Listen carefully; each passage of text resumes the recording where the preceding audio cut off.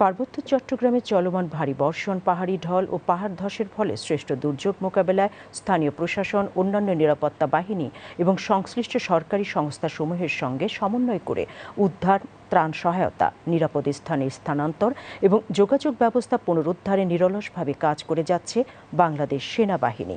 আন্তঃবাহিনী জনসংযোগ পরিদপ্তর এক সংবাদ বিজ্ঞপ্তিতে জানায়, দুর্যোগের কারণে পার্বত্য অঞ্চলের বিভিন্ন স্থানে পাহাড় ধস ও জলাবদ্ধতার ফলে সড়ক যোগাযোগ বিঘ্নিত হলে বাংলাদেশ সেনাবাহিনীর সদস্যরা প্রয়োজনীয় প্রকৌশল সরঞ্জাম ও ভারী যন্ত্রপাতি সহায়তায় মাটি ও ধ্বংসাবশেষ অপসারণ করে যোগাযোগ ব্যবস্থা পুনঃস্থাপনে কাজ করছেন।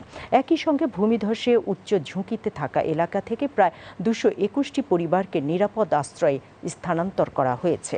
এছাড়া দুর্গম এলাকায় আটকে পড়া পর্যটকদের নিরাপদে উদ্ধারে বাংলাদেশ সেনাবাহিনী কার্যকর ব্যবস্থা গ্রহণ করেছে। এ পর্যন্ত বান্দরবান থেকে 140 জন এবং সাজেকে আটকে পড়া প্রায় 600 জন পর্যটকের মধ্যে প্রথম ধাপে 150 জনকে স্থানীয় প্রশাসনের সহায়তায় নিরাপদ স্থানে সরিয়ে নেওয়া হয়েছে। অবশিষ্ট পর্যটকদের পর্যায়ক্রমে নিরাপদ স্থানে স্থানান্তর কার্যক্রম চলমান রয়েছে।